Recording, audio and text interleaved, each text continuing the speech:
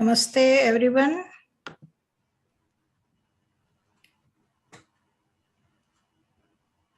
We are here for our summer programs. Day 4, session 4, which will be addressed by a well and renowned doctor from medical background, Dr. Ramesh Gupta ji from New Jersey area. And his topic is medical science in the Vedas, our medical heritage. So we welcome Dr. Ramesh Gupta ji, and he will be directly here with us for the next an hour and few minutes. Namaste, Kavita ji and everyone else in this program. Om Stuta Maya Varada Vedmata Prachodayantam Pavmani Dvijanam Ayu Pranam Prajam Pashum Kirtim Dravinam Brahmavarchasam Mayam Datva Vrajat Bhamlokam. As you know, Ved is the source of all knowledge that exists. That is the basic premise that there is. Today's topic is how Vedas and the subsequent scriptures given us the light as far as our health is concerned. In the modern medicine, health primarily until recently was treatment of disease, surgery, delivery, and other things. Going back to the Vedas and subsequent scriptures, for example, Sushrut, who was a surgeon about 2600 years ago. There's the first scripture in Shalya Chikitsa. There's a perfect definition of health. Samadosha, Sam Agni, Sam Dhatu, Malkriya, Prasanna, Atma, Indriya Mana, Swasth iti abhidhiyate. It is quite common even today that if somebody doesn't have bowel movement, they won't eat food. Now things are different. We see people in the office who have not had a bowel movement in a week, 2 weeks, and they are perfectly fine. The idea is changing.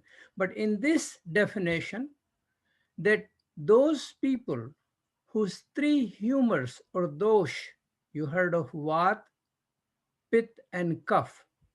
I'll go a little bit further into that in the next slide. That's the air, fire, and water. These are basically the personality type.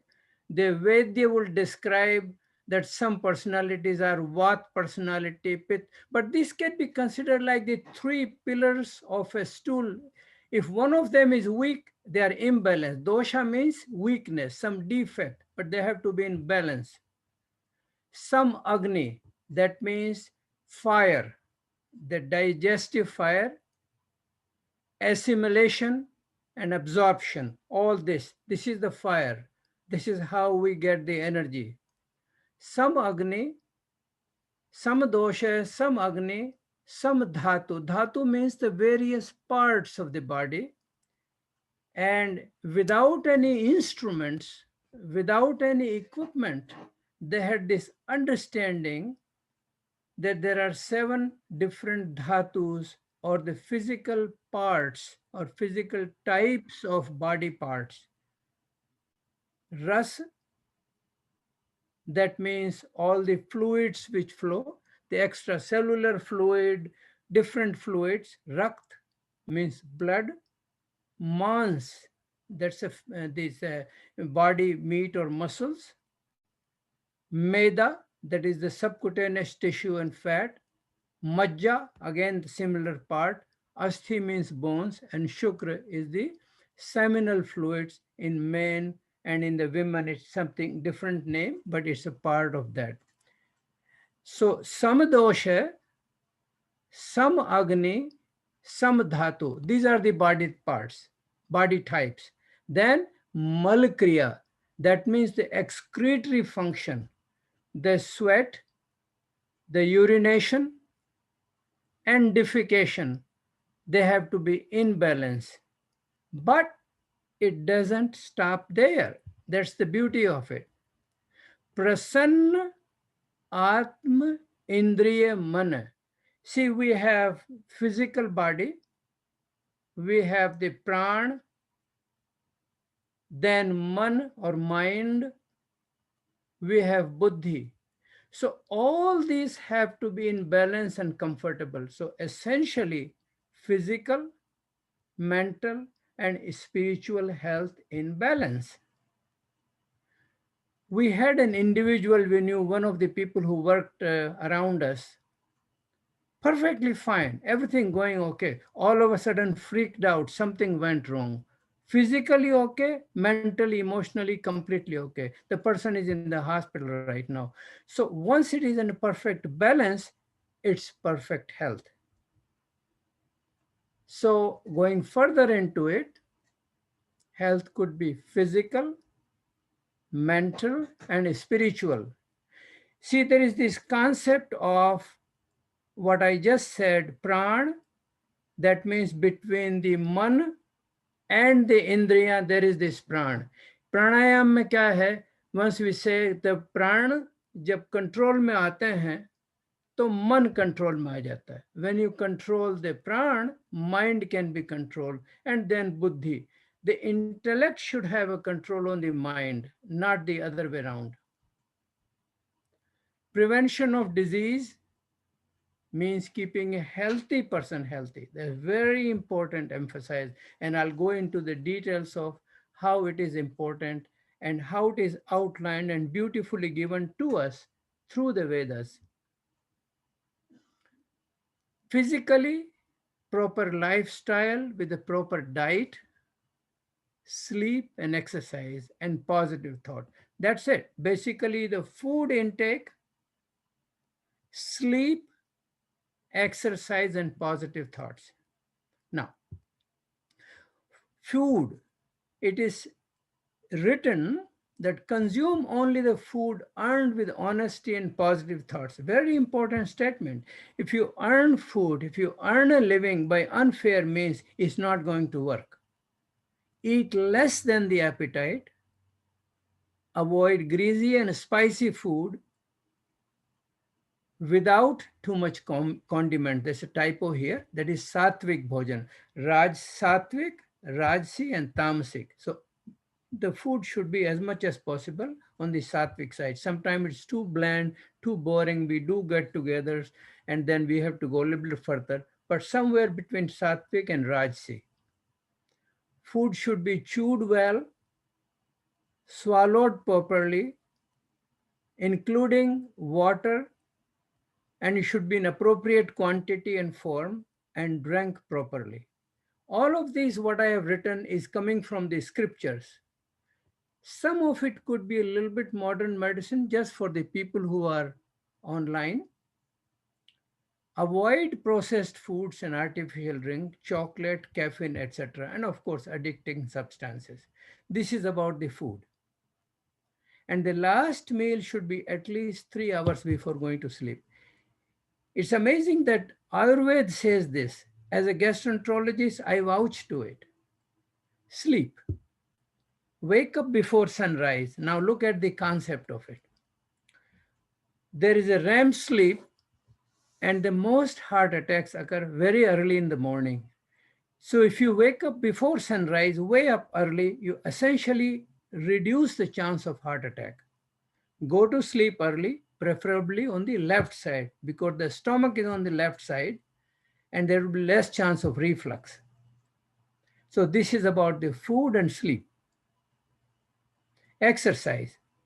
Exercise could be cardiovascular, strengthening, stretching, and relaxing. Just don't focus on one. Dr. Dev Ketu is a classic example of this success. His exercises incorporate all of this through yoga. So, yoga and meditation combine all of these. This will give you more self-confidence. You don't reduce problems in the life. There will be problems. But the ability to cope with this problem increases. Your self-esteem, your willpower, your oj, tej, all these increase when you follow these basic principles. Another thing, try not to resist or delay the urge to urinate or move bowels when it is possible. It's not, I mean, there are certain social rules, social code of conduct, but try not to resist that. Now, going deeper into it, so what I'm going is prevention of disease, basically. That's what I'm trying to focus. I'm going to talk about Ayurveda later on, the treatment part, but this is prevention of disease. And prevention of disease essentially means the following the yoga. Yam, Niyam, Asan, Pranayam, Pratyahar, Dharana, Dhyan, and Samadhi. Samadhi, of course, very difficult to achieve.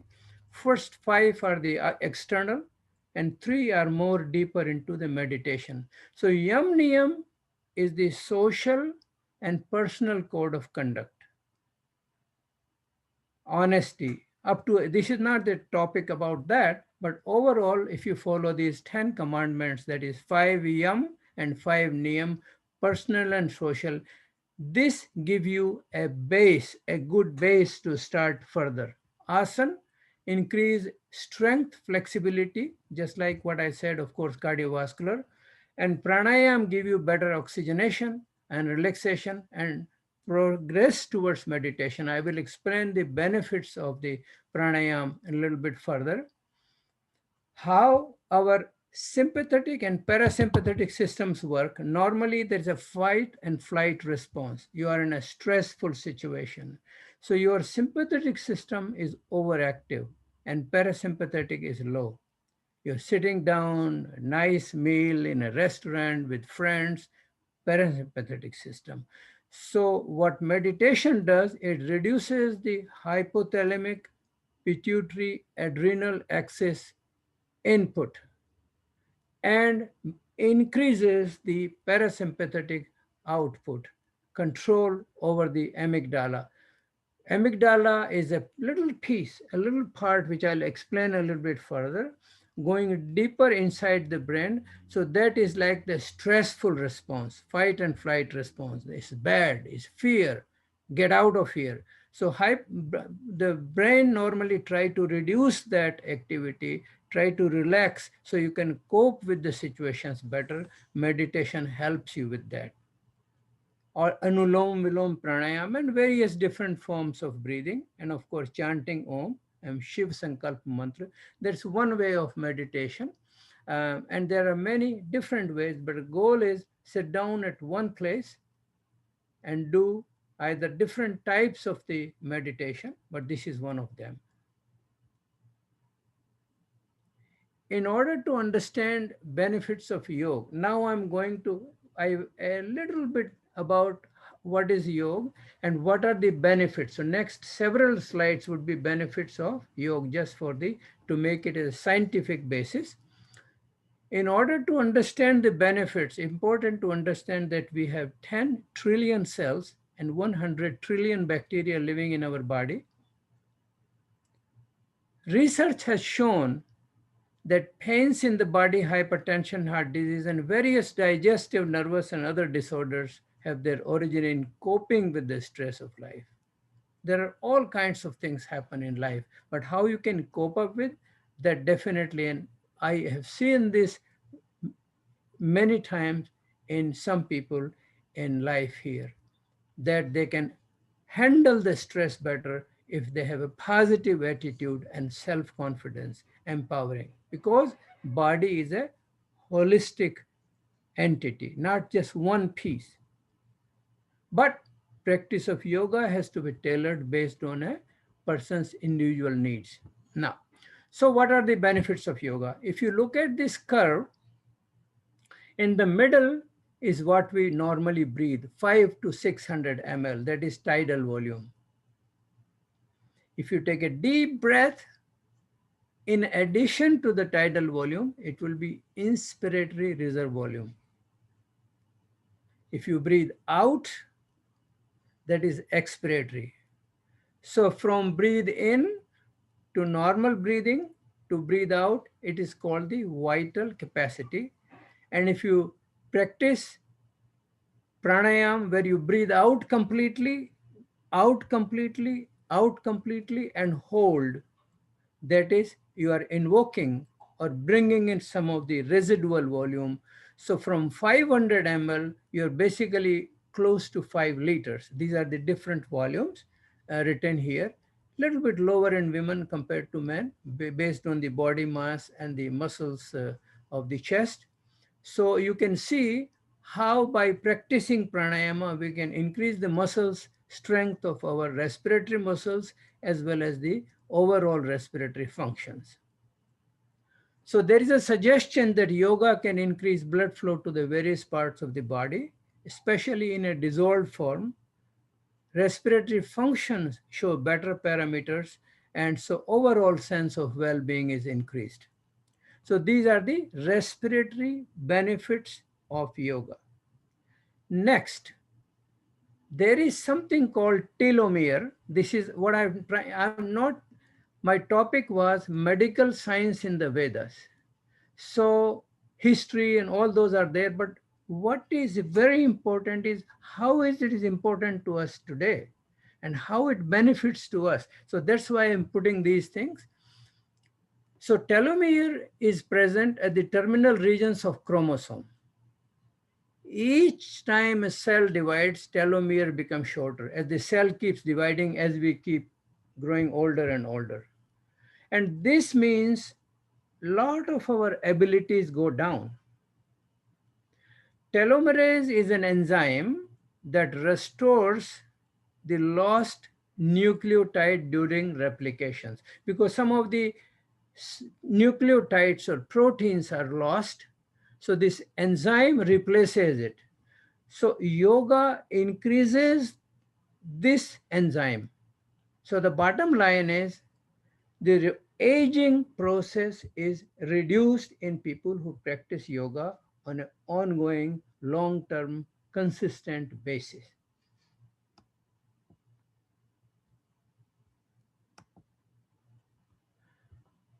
Immune system. There is a suggestion that immune system becomes stronger. It is important. All kinds of things have been said during this COVID pandemic by in taking kadha and all kinds of things.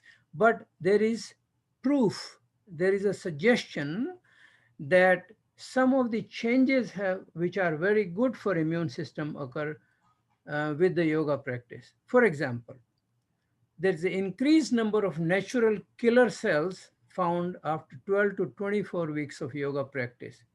Anti-TNF, interleukins, all these things reduce the oxidative stress and improve your immunity. Also in saliva, there is a chemical which is increased, which destroys bacteria. So there is a suggestion that immune system is better with the yoga practice. Effect on blood pressure.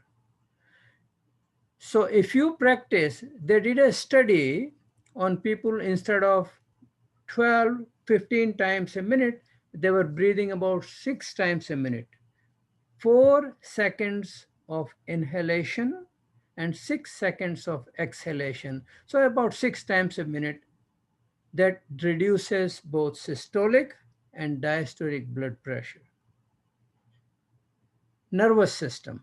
What is the effect of yoga practice on nervous system?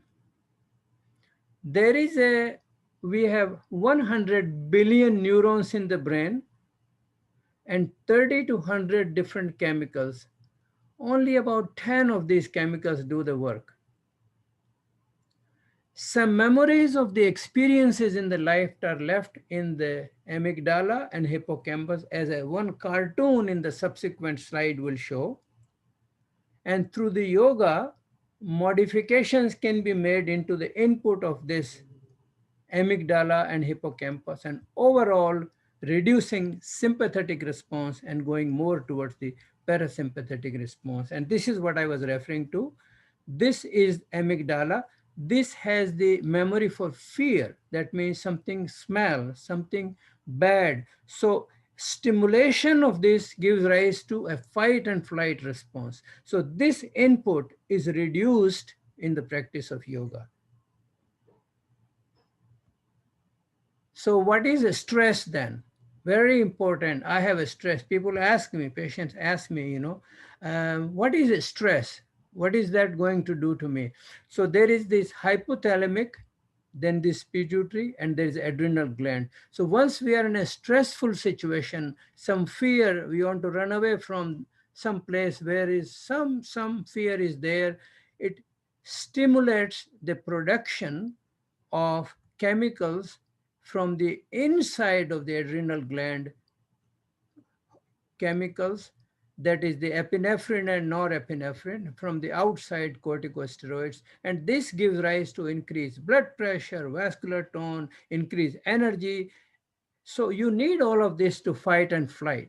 On the other hand, if you reduce this, mind and body relaxes. So this stress response, so what is stress? Is results from the inability to deal effectively with situations. Some people can handle the stress better than others. So this activity is reduced in people who practice yoga. And these are all different experiments at different levels. So what are the other basic changes which occur as a result of yoga? Other than increased parasympathetic activity, we have dopamine, serotonin, oxytocin, endorphin, and gamma aminobutyric acid, or GABA. These are called happy hormones. The dopamine, serotonin, oxytocin, and endorphin. Like a morphine. Endorphin is like a morphine. You feel good when you do good exercise. GABA is a negative hormone. It's a neurotransmitter, and the job of GABA is to prevent your brain from getting overexcited. Yoga increases GABA level by 27% in one study. These happy hormones give you sense of well-being, reduce depression, reduce anxiety, reduce fear, aggressiveness, rage.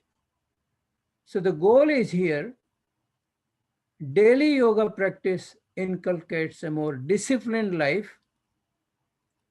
with better diet, better sleeping. So overall, any person who is going to wake up early and doing exercise, his lifestyle is different. He's not going to look for other avenues such as drinking alcohol or any of the other things. He's comfortable. You already have all these happy chemicals. So this is what yoga practice does. And this probably another slide or two, then I'm going to go to Ayurveda. So the benefits of yoga overall are many. Now, I must say, however, that the claims that it can cure cancer and these things are remain to be seen. But there's no question, a lot of illnesses which occur in a day-to-day life are functional disorders, body pains, arthritic conditions, blood pressure, diabetes. There's no question, by having a regular lifestyle, proper exercise, losing weight, reducing the salt intake, all those things, you will have a less digestive, allergic, genitourinary function, cardiovascular, arthritic, neurovascular, drug dependence. All of that are positively affected and better coping by the practice of yoga. So I will stop at this point, and I will continue into Ayurveda. So what I have done here is essentially gave a prevention of disease through the yoga. That means yam, niyam, asan, pranayam, pratyahar, dharana, dhyana, and samadhi. Even if we follow the very basic principles, yam, niyam, asan, and pranayam, and a little bit of meditation, you will feel better. You can cope better. Positivity. You can go to work. Overall sense of well-being will be better.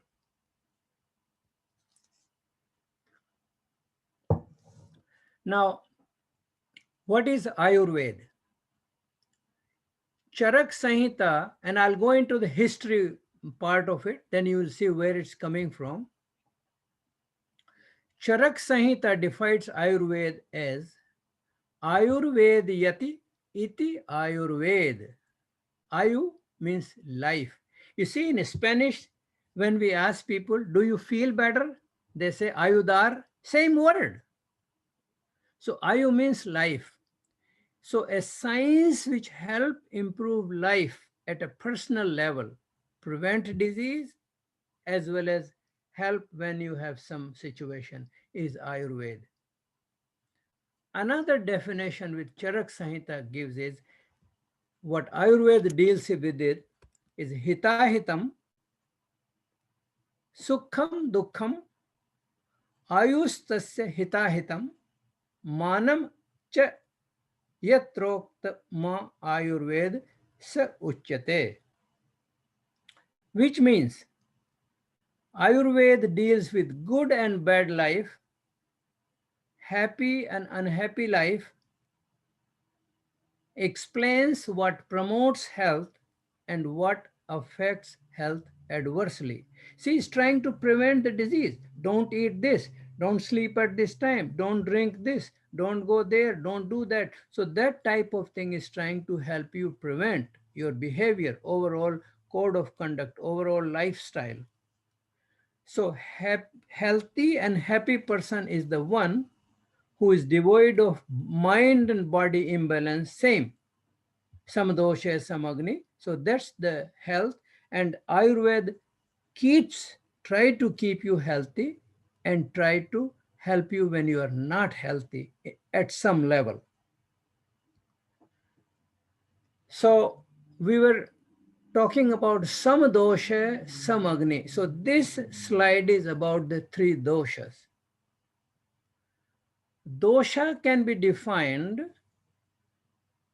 as the biological type or physical constitutions. Where they would say you have Vat Prakriti, you have Pith Prakriti, you have Kaph Prakriti. I'm not quite sure exactly what it does in terms of, but these are the basic concepts. Dosha means what contaminates. So they have to be in balance. And that's the goal of practice of Ayurveda or primarily the prevention of disease through yoga. Vat is the air element which governs inhalation, exhalation, movement, discharges, impulses. So anything which moves inside the body, respiratory movement, urinary movement, impulses, cardiovascular, all that. Pith Prakriti is the fire element which deals with the heat, fire, when we eat, hunger, thirst, digestion, excretion, warmth, circulation. And that's what gives you the strength, energy, and executive. Whatever activity going into the brain, that's fire too. Kaph is the water, which is the balance, stability, lubrication in the joints, movement, body luster. So overall, so you can see how they had, without any instrument, so far back, they were able to define it in some basic form. So some dosha, some agni, some dhatu. So agni means the fire. Dosh we just talked about. Agni is the digestion, absorption, assimilation. Mostly this part. So whatever we eat goes to the GI tract, gets absorbed, and it goes to the liver or wherever it goes, whatever it does, that's the Agni, fire. Dhatu is the different things in the body: plasma, blood, muscle, bone, and fat. Now, Atharvaveda defines is called the Sapt Matram. So these have to be in balance, including excretory functions. So now, having done this basic, I'm going to go into the history of Ayurveda. Why am I talking about this? Vedas in science. This is the topic. So how, where is it written, which Ved and subsequent scriptures? So basic premise is Ved, source of all knowledge. The knowledge of God, soul, and nature. Three things in the Vedas. God and soul given in perfection. Knowledge of nature in the seed form, that is the medical sciences or any other science which human being is developing further. Rigved, there are mantras in the Ved which define the purpose of Ayurveda, qualities of healer. It's very detailed, and that the Avedya, uski apni lifestyle has to be such that he gets up early, practice. There is this story about that this one lady took her son to the Vaidya, and he had some stomach pain. So Vaidya said, he checked and tell her to come back in 2 weeks. So he went to him in 2 weeks. And he said, you know what, check it again. Say, come back in 2 weeks. That's like 3, 4 times. Fifth time, the lady told him, कि अब बैंगन मत खाना. So the woman was mad. Okay, you wasted my time. I came five times already. And why couldn't you say this the first time? He said, well, उस वक्त बैंगन मैं भी खाता था. मुझे 2 महीने लगे बैंगन को छोड़ने में. So what the moral of this story is, you can't preach what you don't practice. So anyway, qualities of healer, uses of medications, surgery, various natural element. यहाँ प्राकृतिक जो चिकित्सा काम है, fire therapy, water therapy, wind therapy, sun therapy, yajna therapy, reference given to poisoning, parasitology, geriatrics, and sleep disorder. So if somebody asks you कि आयुर्वेद कौन से वेद का उपवेद है, तो Rigveda also is a part of it. Yajurved deals with the quality of Vedya again, names of different medications, some parts of the body, geriatrics. Samved doesn't have much. Samved is pure devotion. It's all about God. Atharvaved is the main basis of Ayurveda. Again, Vedya and its qualities, parts of the body, science of longevity, how to be free of illness, sexual dysfunction, parasitology, infectious disease, poisoning, natural therapy such as sun therapy, all of those are mentioned in the Yajurveda. So all 4 Veda have beginning of Ayurveda, seeds of Ayurveda. Brahman Granth states that illnesses are more prevalent when seasons change. We know that कि बरसात में ये मत खाओ, उस वक्त वो मत खाओ, and then do the yagna. So they knew about these things. Subsequent literature is somewhat sketchy until the times of Aitriya Punarvasu. Now, I don't know what was the time of Aitriya Punarvasu, but he was there and he wrote some, and one of the students of Aitriya Punarvasu was Agnivesh, and he wrote Agnivesh Sanhita. And it appears that it is the Agnivesh Sanhita was the basis on which Charak, sage Charak, wrote the book 2600 years ago. Charak means chareveti, chalte raho, the one who has traveled and learned. So he must have traveled extensively and acquired this knowledge. The last 17 chapters of Charak Samhita are additions by Dridbala. This book deals with medicine. Sushrut was a surgeon, Charak was a physician, both around 2600 years ago. Similarly, the name of Dhanvantari was prominent in the field of surgery or Shalya Chikitsa. And it is the writings or teachings of Dhanvantari may have been the basis of Sushrut Samhita. I just read you the definition of health, that is by Sushrut, Samadosha Samagni.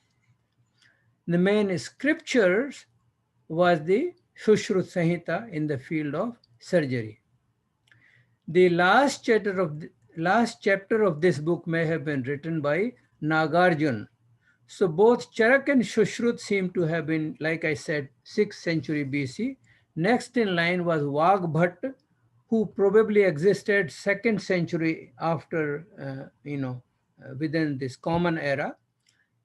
He summarized and assimilated the book, and he wrote Ashtang Samgraha or Ashtang Hridaya. This was written 2nd century AD.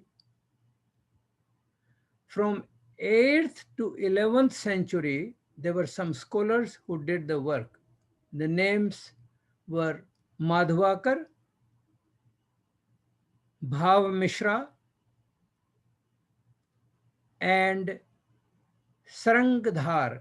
These three together are Laghu Treyi. That means these were the three people who gave some substance or more in-depth understanding and further spreading of the knowledge of the Shushrut and Charak Samhita and all the other knowledge that exists. This is 8th to 11th century. Now you can understand this was the time when India was going through extensive um, attacks from outside, and it was not possible for any progress to take place. A lot of invasions took place. Anyway, at present we have about 100 schools, Ayurveda school in India.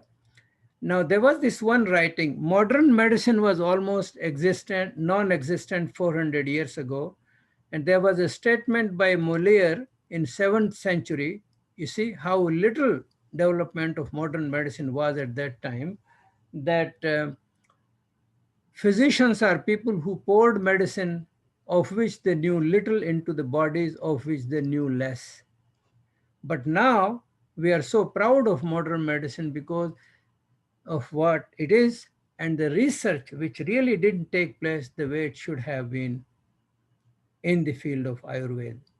Some of the things I completely disagree, but basic principles are there, especially in prevention of disease. Ayurveda, a little bit about the Ayurveda, that was about the history. So it has different, I won't go into each one of these in detail, but Ayurveda does have 8 parts, like we have medicine, surgery, pediatrics, all those things are there. So there was Kaya Chikitsa, it had to do with the digestive metabolism, particularly GI tract. Surgery, they knew about 101 surgical instruments at that time. Kumar Bhratya, pediatrics, psychiatry. This is where the Ayurveda comes handy or yoga comes handy. Shalakya Tantra or ENT in ophthalmology. Agad Tantra or toxicology. They knew that the plants which are there, right next to it would be a poison. Swami Sampurnananji, I've heard him saying that if you have a medicinal plant, the poisonous would be right next to it. So they knew about different plants. How did we come up with all these spices, which is good and which is not good? So it was all the research, all the work done through by our forefathers. Rasayan Tantra, science of rejuvenation, how to focus on general health and vitality. And then, of course, virilization therapy has to do with reproduction and sexual dysfunction and treatment. So these were the 8 different parts of Ayurveda. There are overall, if you were to summarize, there are 4 types of therapy. Atharvani, essentially yoga and meditation. Angirasi, nutrition, transfusion, medications. Devi, the 5 elements, Agni, Vayu, Jal, Prithvi, and Akash, different types of therapy. And Manvi means synthesized medication, churn, basm, all those. So overall types of therapy categorized into 4 types.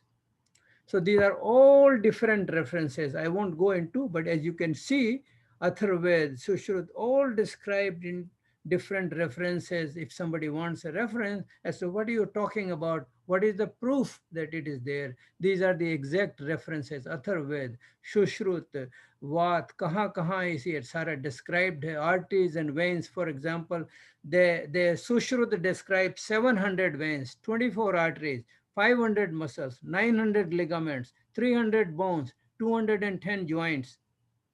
Colon was described as 5 feet, small intestine 22 feet. Skin has been described 7 layers of skin or 6 layers of skin. Even present day medicine, we have 5 epidermis layers and 4 dermis layers. This is how much they knew without any instrument or microscope. Maybe they had some instrument. 107 vital parts. I don't know what vital parts you're talking about. The hands, feet, finger, toes, seminal fluid. So Nidan, there's another question comes. What is Nidan? Nidan doesn't necessarily mean just the treatment. I'm just introducing some words to you. Nidan means the cause of a illness, also to reach to a diagnosis and treatment. So Nidan means everything. Now, Vat, Pitta, Kapha, digestion, inhalation, injection, excretion, all these have been described by Atharved, you can see here, 1.12.3. Rigved, 3 types of medications, divine, earthly, watery. Pranayam has been, of course, described. So all these things have been described through the Vedas, Brahman Granth, Aranya Granth. See, Upanishad and Darshan don't deal with it because Upanishad deals only with the devotion subject of God, but it is the other scriptures, but Ved is everything. Now, Vedic teachings also state that illnesses are based on poisoning, infection, and disturbance in dosha, just like some dosha, some agni, some dhatu, malkriya. And they described good and bad bacteria. Can you believe that? At that time, probiotics, what is good, what promotes. For example, we have a liquid lactulose, it's prebiotic, what promotes good bacteria. So they focused on mental, physical, and spiritual, all types of health. Having said all of this thing, I will make a short mention about some disease, some medications. Sitofaladi is a churn. It supports the functioning of the lungs. These are Ayurvedic medications I'm focusing on. What, I don't know much about Sitofaladi, but this is what I have read, that it supports the proper functioning of lungs and sinuses, encourages healthy expectoration, kindles digestive fire, and helps to eliminate excess vat, pitta, and cough. Tali sadi, similar to, it has talisa, black pepper, ginger, all of our condiments. Tulsi. Tulsi, everyone knows that Tulsi is great for removing excess of cough from the lungs, proper respiratory function, strong digestion, maintaining body temperature. Ashwagandha is Indian ginseng. It is also called poison gooseberry. Mainly the root powder is in use. It's supposed to improve the immune system, reduce the blood sugar, diabetes, reduce the cortisol, and reduce the stress and anxiety. Ashwagandha. But don't take it in the morning. Don't take it large. If you're going to take ashwagandha, take a small amount, more at night. Otherwise, you'll be tired in the daytime. Chawanprash. Chawanprash is mostly as a tonic. It has honey, sugar, ghee. Amla is the main ingredient, source of vitamin C. Giloy. Swami Ramdev ji, I heard him saying one time, if we were to choose one Ayurvedic remedy, Giloy is the one. It's also called Amrita. It boosts immunity, treats chronic fever, improves digestion, diabetes, reduces stress, anxiety, treats arthritis. A lot of people have taken this Giloy in this time of COVID, taking on a regular basis. And there are really no downside of it. It does have some positive side. Giloy, and it grows easily. It's a vine which grows. The stem of giloy is what is used. With Giloy, you cut the stem, or if you want to buy here, there's a Giloy Ghanvati you can buy in a Ramdevji's store, Patanjali store, or any other for that matter. You can order it online. Giloy is good, and the dose is 2 tablets twice a day. Um, Anutel and Shwasha Rashi, Patanjali Swasha Rashi. The Patanjali also came out with the coronal that also has this Shwasha Rashi. What it really does, but it does have common things, long, all these things. But I would avoid bhasm as much as possible. There could be hepatotoxic or nephrotoxic. Be careful with that. That means the metals, avoid metals as much as possible. So this probably is the last slide. So Ayurveda is a science which has a holistic approach to promote mental, physical, and spiritual health, happiness, improved quality of life, and longevity. The goal is on the equilibrium of primary humors, digestion of food and desire for eating, having a good sleep without nightmares, and timely discharge of bodily waste and proper coordinated function of mind and intellect. Swasth abidhiyate. Prasanna atmi indriya mana. What I said. Disturbance in food intake, day-to-day living, lack of disciplined life, improper conduct in thought, speech, and action leads to disturbed intellect. Now, final statement. When we compare the knowledge of anatomy, physiology, pathophysiology, and treatment of various illnesses, as we see in modern medicine, there appears to be many inconsistencies in the knowledge of Ayurveda. Ayurvedic concepts, even though they have existed for thousands of years, seem very modern when we talk about the basic principles of living and lifestyle. Main is prevention of disease. There's no question that yoga practice emphasis on pranayam and meditation exceed any comparative thing that the modern medicine has to offer. There was a lecture on IBS, irritable bowel, in which even we have a FODMAP diet which is extremely restrictive. They compared to the practice of yoga, if you really practice properly, they came in neck and neck. You don't even have to restrict much. You just follow the basic principle and do the yoga and meditation. On the other hand, modern medicine has gone ahead by leaps and bounds in the management of specific diseases and will remain the mainstay of the treatment. However, research in Ayurvedic medications may produce some gems. There are some of the cancer medication came out, some of the plants even today. So I think some more research is needed. We have to have a balance, respect for it. But if you have serious problem, don't stop going to the modern medicine care. Thank you. Namaste. Om Sham.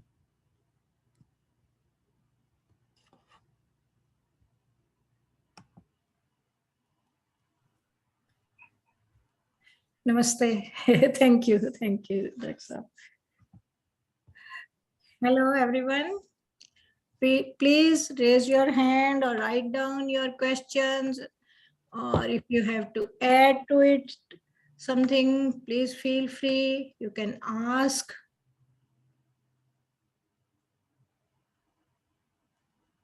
By unmuting yourself.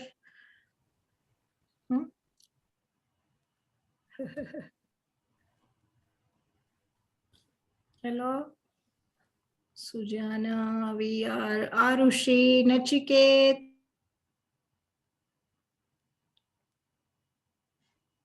Kunj, you have something to say, to add to it? Did you enjoy it?